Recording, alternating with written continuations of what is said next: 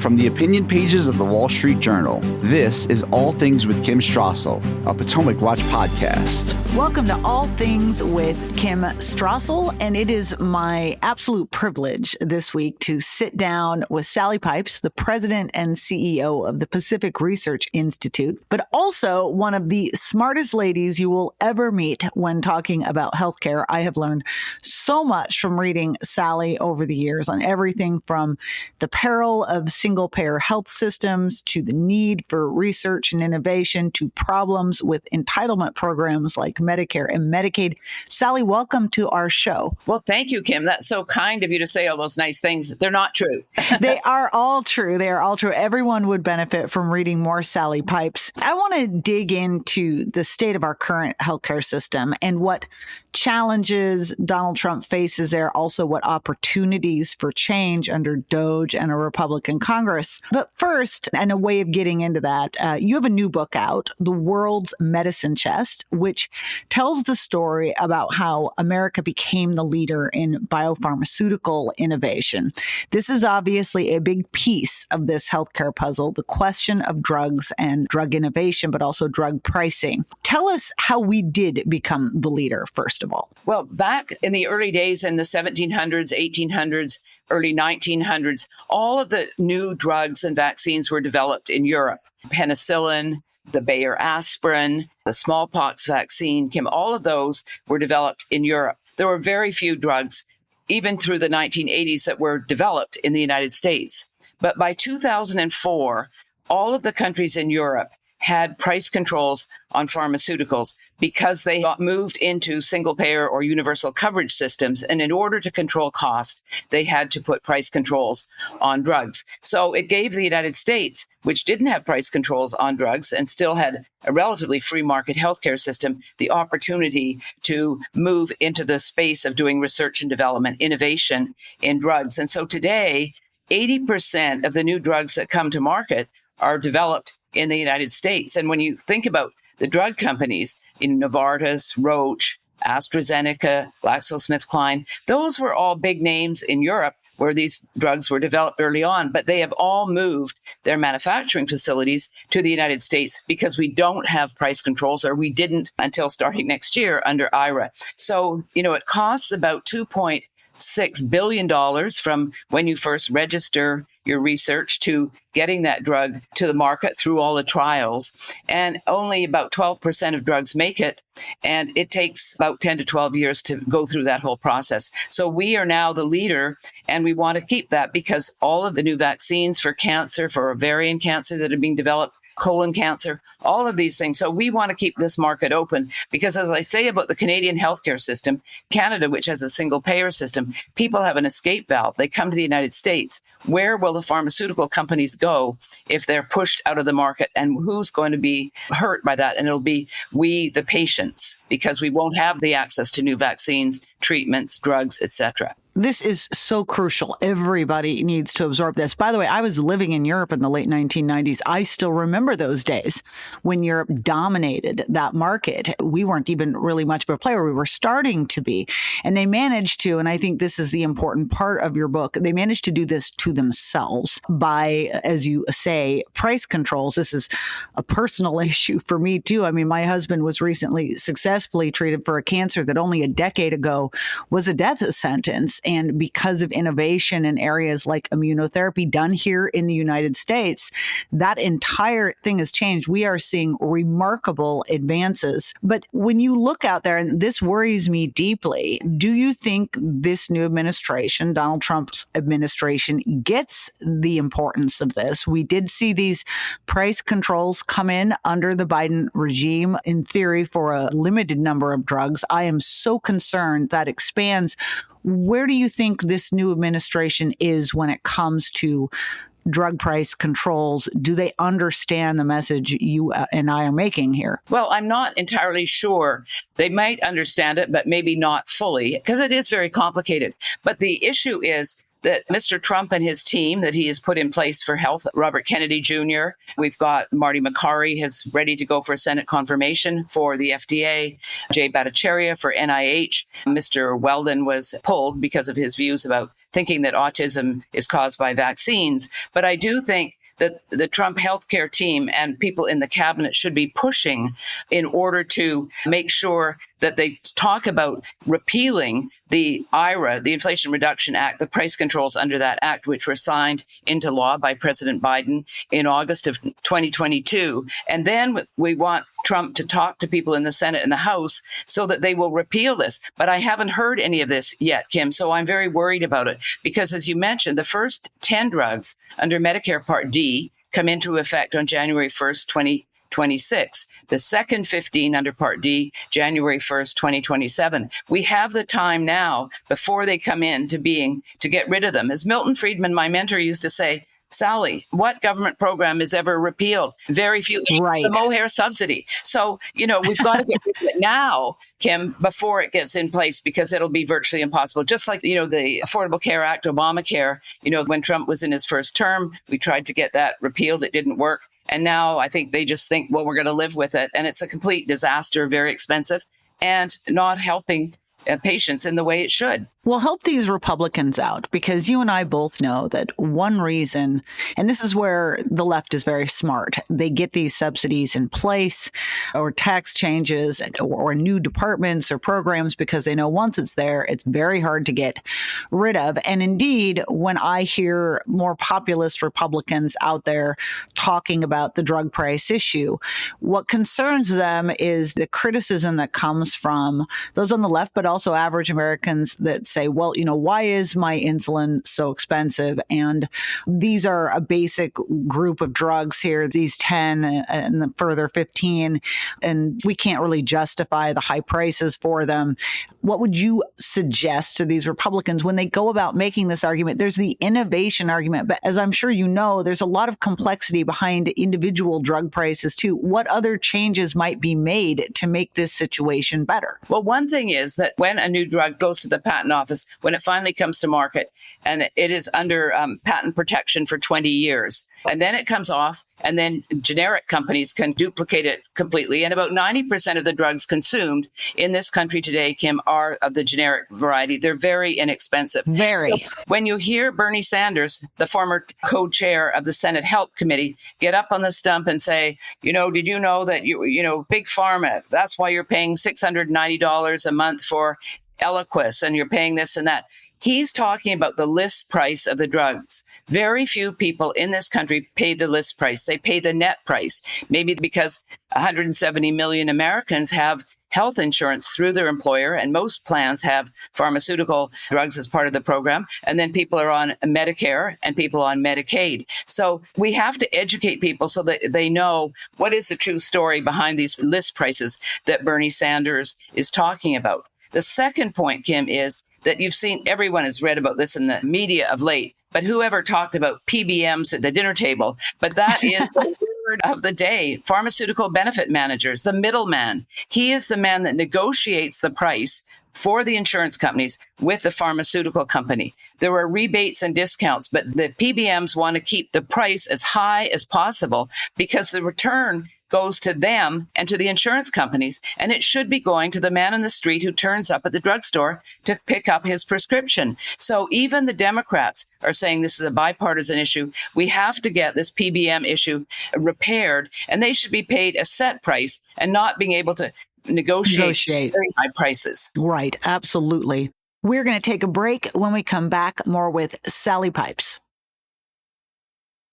Hi, I'm Kim Strassel from the Wall Street Journal editorial board, and you may know me from my weekly column, Fox News, or the Wall Street Journal's daily podcast, Potomac Watch.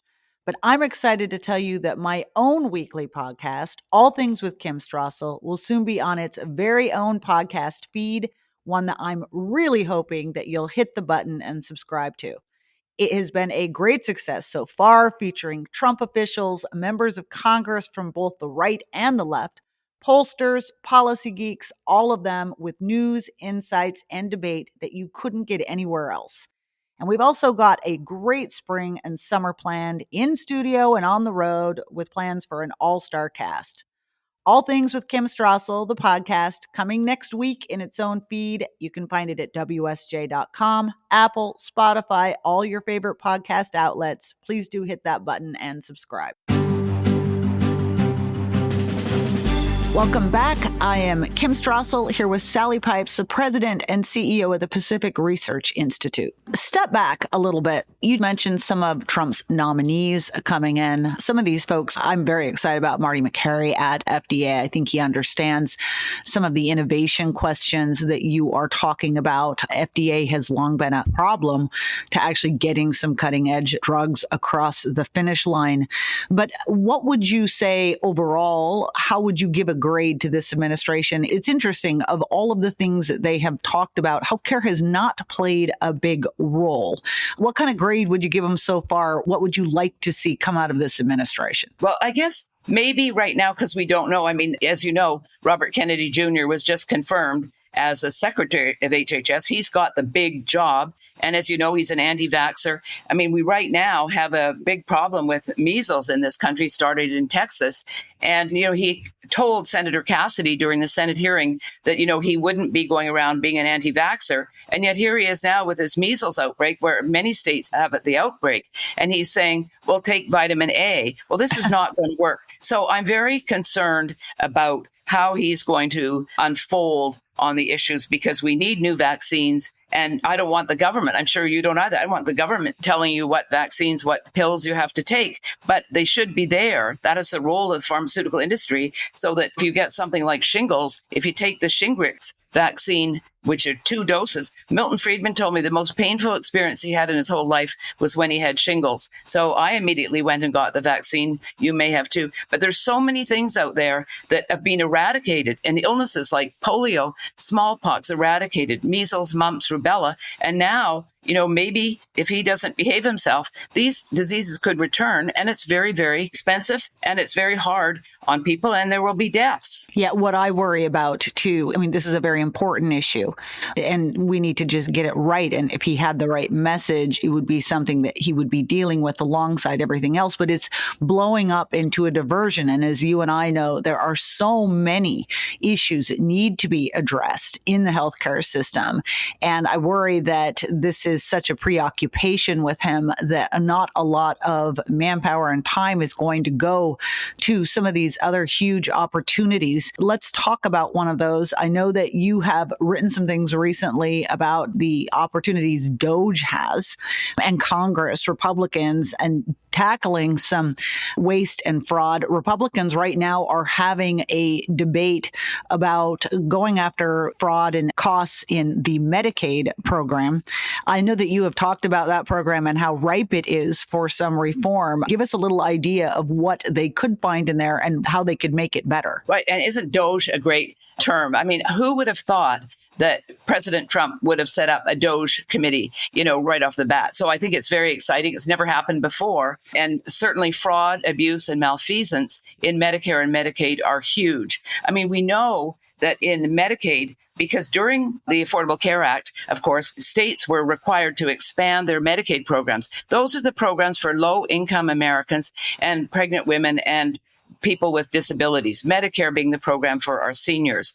But under Medicaid, under Obamacare, it was fortunate, though, that the Supreme Court said the states cannot be mandated to expand their programs in Medicaid. But as you know, most of them have. And under the expansion, it used to be the feds paid between 50 and 75% of the cost of Medicaid in the state, and the states picked up the rest. But then under Obamacare, the feds are now paying 90%. Then we had COVID, and what we found was they expanded it so that many more people could sign up for Medicaid. They didn't have to prove eligibility. And we have now, it's been proved, 18 million people are on Medicaid, and they are illegally on Medicaid. They're enrolled and it's illegal. And they were supposed to make this change at the end of 2023 to stop this, allowing anybody to be on the program and not have to prove eligibility. So the cost just last year of the improper payments and fraud was $31.1 billion. And Brian Blaze at Paragon has just said over the decade, $1.1 trillion. We could eliminate so much federal debt by getting rid of fraud and abuse. We're not talking about getting rid of Medicaid to help the very people that need it. And with all these people in California, the illegal immigrants being able to be on the program, those people that really can't find a doctor. They can't find doctors because the doctors don't want to take Medicaid patients for the most part because the reimbursement rates are so low. You have a total of 80 million people in this country on Medicaid today, and there aren't enough doctors to take them. So let's get the fraud and abuse out of the program and let the very people that really need it get the Medicaid coverage. And there's so many people as well, Kim, that should be at work and they won't take a pay increase because they don't want to go off Medicaid. And so many people, they should really be working, building up their lifestyle as part of our economy. So give an example when you talk about this huge population of folks that are on here, as you say, illegally. Who are we talking about there? Are we talking about people simply that the program never envisioned having in it? As you mentioned, it was supposed to be for women, those below a certain poverty level. Who exactly all is using this now? Well, it's amazing to me. I don't know how many sort of spam emails you get every day or on your people calling you. I don't know how they find your number, but it's amazing how smart these people are. And so a lot of these people are people who are illegally in the country, people who, have died. Wow. There are a lot of people that are no longer alive and they're getting into part of the program. Then you've got, the whole issue of the DACA and the Dreamers, all of these things. These people are very smart about getting into a government program. And as I say, they were supposed to end the expansion from COVID at the end of 2023, and it's still going on. So there's still opportunities for people who are here illegally to join up, and particularly in California, where we welcome one and all, regardless of what their status is. And the Affordable Care Act, of course, Mr. Obama said that. The Affordable Care Act, the exchange coverage is only for people who are legal Americans. But of course, like with every government program, like Topsy, they just expand. And we've got, as I say, about $31 billion in fraud and abuse in Medicaid. And as Brian Blaze says, 1.1 trillion over the past decade. That is a huge amount of money. And we could have tax cuts if we could get rid of, they could get the budget through and have tax cuts if they would work to get rid of this excess. Yeah, in my mind, this is an easy call. And Republicans simply need to be making the argument that you are. We're going to take one more break. When we come back, Sally and I will discuss the U.S. healthcare system a bit more. From the opinion pages of the Wall Street Journal, this is All Things with Kim Strassel, a Potomac Watch podcast. Welcome back. Kim Strassel here with Sally Pipes of PRI. What about Medicare? Obviously, our program for seniors. My understanding is that there's a fair amount of waste and fraud in that program as well, too. Oh, there is a lot of fraud and abuse in the Medicare program. And, only in a government program would they say that there's a 10% threshold for allowing improper payments. And so they say that under Medicare, the threshold is the amount of illegals is about 8%. Therefore, it's working well. But, only government does that kind of arithmetic where the real answer doesn't matter. But there have been about $1.7 billion in improper payments for people on Medicare. That's just in the straight Medicare program, not the Medicare Advantage program, which is the Medicare program which a lot of seniors now have. Because like with Medicaid, a lot of doctors will not take Medicare patients because also of low reimbursement rates, slightly higher reimbursement rates for people on Medicare than on Medicaid. But it's still, there's a lot of fraud. Another case of where people are dead, still checks going out to these people. So it's $1.7 billion, 7.6% of improper payments are going to the Medicare program. It covers about 65 million Americans are on Medicare, and we have 80 million on Medicaid, as we talked about. And these people, it's a huge program. It's expanded so much, but neither program is working well for the people that the programs are set out to help.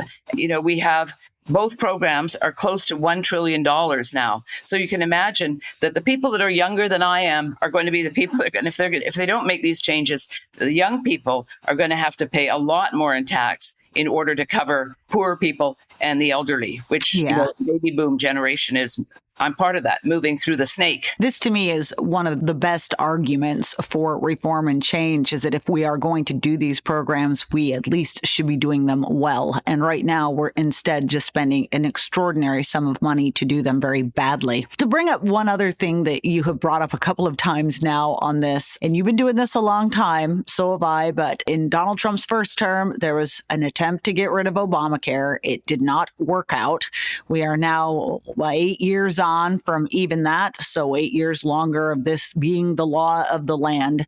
Do you see any chance of that program going away? Time flies, Kim. It was signed into law in March of 2010 by Obama, and the first insurance exchange coverage became available on January 1st, 2014. So, that's 11 years this year. I was very hopeful that some of the docs in the docs caucus and some of the senators like Cassidy, Mike Burgess, these politicians would really push to get people to try and repeal and replace Obamacare once again. But I'm losing faith very quickly in this because so many of the Republicans said, oh, well, we don't want to touch this program. Do you know that it only covers 24 million people?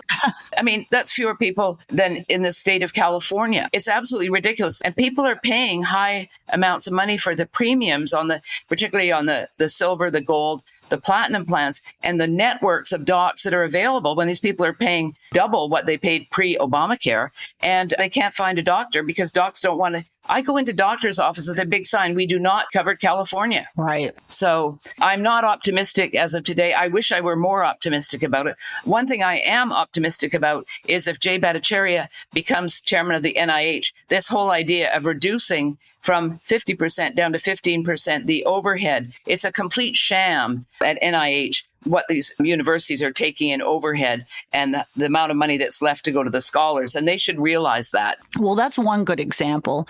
And as we finish this out, just to leave on a more optimistic note, even short of doing something about Obamacare, and I keep hoping that maybe this mess that exists will once again come back to put pressure on Republicans to do something about this. I just spent the weekend with people who were talking about the extraordinary sums that they have to pay under this exchange and the very poor care they're getting under it. But in the absence of doing something about that immediately, what are some things you'd like to see this Republican Congress do to try to improve our healthcare system, either in a big way or even on the margins? Well, first of all, of course, is the pharmaceutical benefit managers, getting the middlemen out of the center of the drug issue so consumers can get the prices for the drugs that they are deserving of.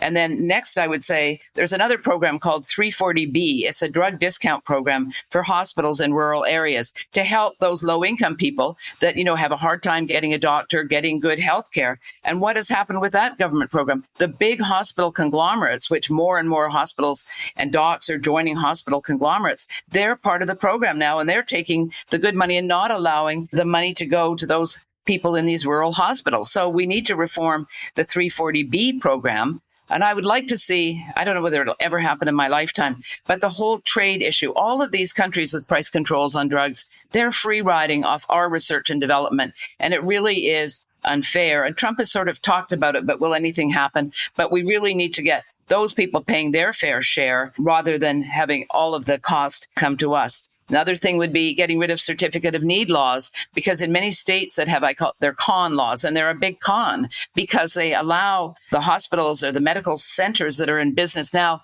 to vote and say, well, we don't want Sally Pipes' cancer center opening. It doesn't happen, but get rid of those so that if there's a need, I can set up my hospital. If nobody comes, well, it'll close down. But that's the way the market works. We need market capitalism. We need to empower doctors and patients. I mean, everybody has a middleman, whether it's your insurance company or the government or a PBM. We need to get back to letting people be in charge of making a lot of decisions about their healthcare. And that will reduce the cost and allow more affordable, accessible, quality care for all of us, which is what we want. Yep. And more transparency. Price transparency is huge, too. I've been talking about that since it came in a few years ago, but we need to really crack down with the fines on those hospitals not posting their prices. Yeah, this is just so important because if people have the information, they can make good choices. When folks say, oh, that's just too big of an area for Americans to have choice in, I laugh. We are one of the best nations on the earth for looking at deals and understanding value, but we need to have the tools to do it.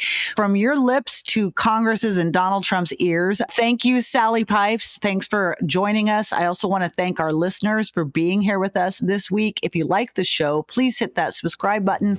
And if you'd like to write to us, you can at pwpodcast@wsj.com.